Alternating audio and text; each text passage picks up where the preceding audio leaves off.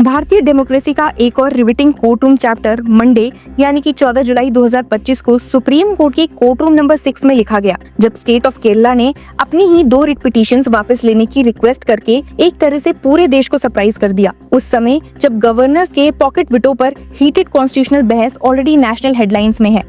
I hope आप supreme court का वो जजमेंट नहीं भूले होंगे जहां बेंच ने गवर्नर्स और प्रेसिडेंट ऑफ इंडिया के बिल्स को असेंट देने की पावर्स को लिमिट कर दिया था, जिसके बाद देश के बड़े से लेकर छोटे ऑफिस में इस जजमेंट को काफी क्रिटिसाइज किया गया। दर्शकों, अब एक और बड़ा ड्रामा इस कंट्रोवर्सी में ऐड हो गया है। जजमेंट आने के बाद president of India Droupadi Murmu ने एक प्रेसिडेंशियल रेफरेंस सुप्रीम कोर्ट को भेजा था अंडर आर्टिकल 143 और 14 क्वेश्चंस पर जवाब मांगे थे। वैसे तो ये जवाब देना सुप्रीम कोर्ट के लिए मैंडेटरी नहीं है, पर सोमवार को एक बड़ा ट्विस्ट हमें इस मामले में देखने को मिला है। केरला की 2 पिटीशंस का जेनेसिस 2023 का पॉलिटिकल स्टैंड ऑफ है, जब गवर्नर आरिफ मोहम्मद खान ने स्टेट असेंबलीज के पास्ड बिल्स यूनिवर्सिटीज और कोऑपरेटिव सोसाइटीज से लेकर लोकल गवर्नेंस तक को मंथ्स एंड मंथ्स तक फॉरवर्ड बटन दबाए बिना ही राजभवन में अटकाए रखा। कुछ बिल्स तो 7 महीने से 24 महीने तक गवर्नर के डेस्क पर आइडल पड़े रहे। जब इशू सुप्रीम कोर्ट गया तो कोर्ट ने 29 नवंबर 2023 को गवर्नर को खूब फटकार लगाई और चीफ जस्टिस DY चंद्रचूड़ ने पंजाब गवर्नर केस साइड करके कहा, the power of the governor can not be utilised to pause the law making exercise of the legislature. फिर 29 फरवरी 2024 को प्रेसिडेंट ने एक ऐसा मूव लेते हुए 7 में से 4 बिल्स पर असेंट रिफ्यूज कर दिया बिना कोई रीजन ऑर्डर दिए। केरला ने तुरंत दूसरा रिट पिटीशन भी फाइल किया, आर्गुइंग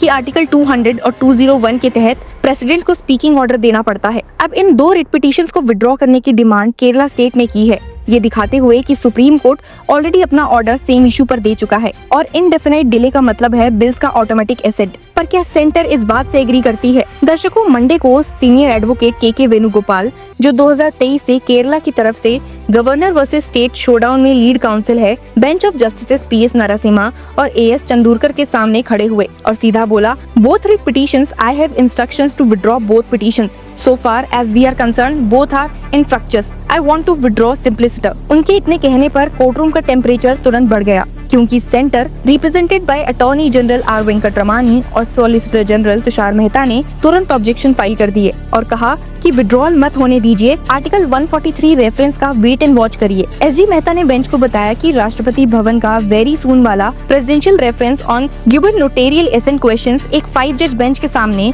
प्रिलिमिनरी हियरिंग के लिए लिस्ट होने जा रहा है और उन्होंने सजेस्ट किया है कि केरला का मैटर भी टैग हो सकता है। लेकिन तभी जस्टिस नरसिम्हा ने तुरंत डोमिनस लिटिस का प्रिंसिपल याद दिलाते हुए पूछा, Assuming it got listed, even then he is entitled to withdraw the matter, implying कि एक लिटिगेंट अपनी पिटीशन वापस लेना चाहे तो कोर्ट उसे रोक कैसे सकती है, except for some overriding public interest ground जो यहाँ दिखा ही नहीं है। अब कोर्ट रूम में एक लाइट हीटेड बैंटर भी देखने को मिला। वेणुगोपाल ने हाफ स्माइल के साथ क्वेरी डाल दी that why my lords are hesitant for the state to withdraw the petition. There has to be some rationale. This only means both parties will charge money. जिस पर SG मेहता ने भी तीखा reply दिया, mister Venugopal knows only clerk is charged. Bench ने end note में clarify किया that we will make it very clear tentatively there can't be an objection to withdraw, मगर फिर भी लिस्टिंग को नेक्स्ट वीक तक एडजर्न कर दिया गया, शायद इसीलिए ताकि आर्टिकल 143 रेफरेंस की लिस्टिंग शेड्यूल पर एक नजर आ जाए। आपको याद दिला दूं कि तमिलनाडु वाले लैंडमार्क जजमेंट 8 अप्रैल 2025 ने सुप्रीम कोर्ट ने क्रिस्टल क्लियर कर दिया था कि गवर्नर के पास नो पॉकेट विटो है और वो बिल्स को इंडेफिनाइट होल्ड पर रखे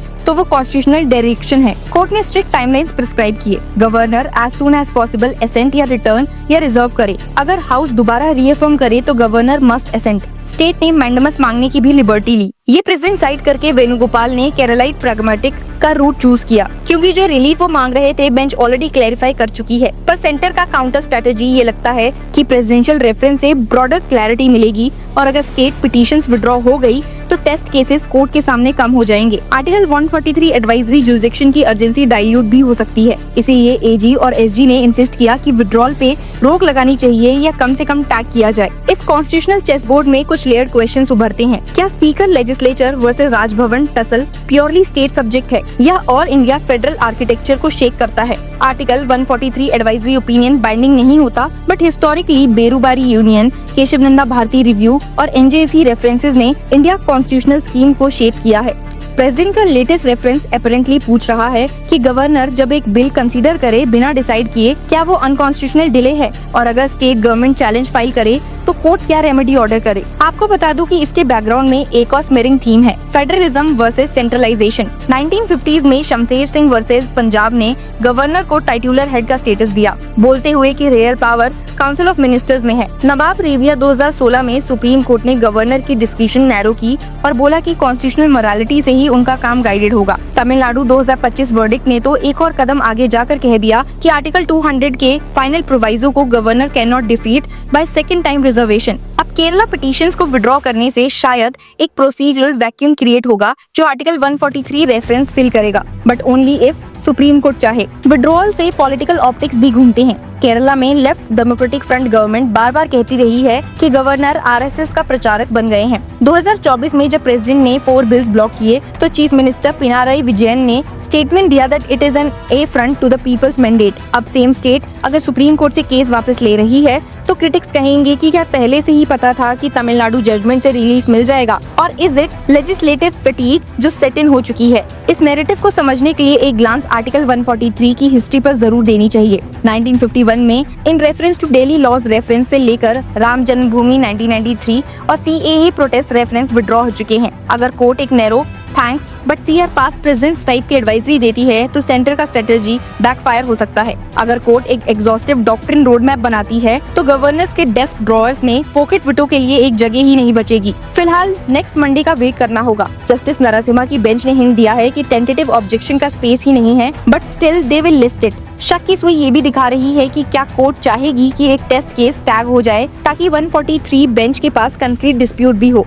अगर केरला पिटीशंस वापस हो गई तो प्रेसिडेंशियल रेफरेंस शायद ज्यादा हाइपोथेटिकल दिख सकता है। एंड गेम जो भी निकले, मंडे की प्रोसीडिंग्स ये क्लियरली दिखा गई है कि इंडिया में इंस्टीट्यूशनल चेक्स एंड बैलेंसेस अब थियोरेटिकल भी हो चुके हैं और हाई स्टेक्स भी। एक तरफ गवर्नर्स, दूसरी तरफ इलेक्टेड असेंबलीज, बीच में सुप्रीम कोर्ट अपने एम्पायर की सीट में, ऊपर से प्रेसिडेंट का आर्टिकल 143 का थ्रेड। और जब सीनियर काउंसिल्स विटी रिपार्टी से एटमॉस्फेयर को लाइटन कर देते हैं तो ये दिखाता है कि even constitutional crisis human element से अलग नहीं है। जब बेंच अगले हफ्ते ऑर्डर पास करेगी, सबकी नजर ये देखने पर होगी कि क्या पिटीशंस का ग्रेसफुल एग्जिट कोर्ट अलाउ करती है या आर्टिकल 143 का मेगा स्पेक्टिकल और इलेबोरेट हो जाता है। जो भी हो, both writ petitions infructuous simpliciter शायद हेडलाइन बन चुका है, पर फेडरल ड्रामा का नेक्स्ट एपिसोड अभी बाकी है। So stay tuned for all the updates on this case and keep following Law Chakra. Hello law lovers and justice seekers, welcome to Law Chakra. हम आपके लिए लेकर आए हैं कुछ बहुत ही exclusive. Introducing Law Chakra prime membership, जो आपको देगा exclusive access like never before. यानी कि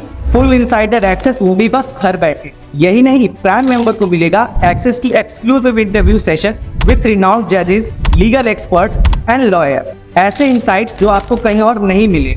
इसी के साथ अगर आप कभी सोचे कि हम कैसे लेकर आते हैं आपके लिए ये लीगल अपडेट्स, तो इसके लिए भी प्राइम मेंबर्स के लिए है हमारे पास एक special sneak peek behind the scenes of law chakra. Brainstorming session से लेकर ब्लूपर्स तक सब कुछ। In short, more content, more update and more analysis. Political legal controversies हो या इन डेप्थ लीगल सेशंस, सब कुछ आपको मिलेगा एट वेरी मिनिमल प्राइस। बनिए लॉ चक्र की प्राइम मेंबर और अनलॉक कीजिए full potential of legal knowledge. अभी ज्वाइन कीजिए।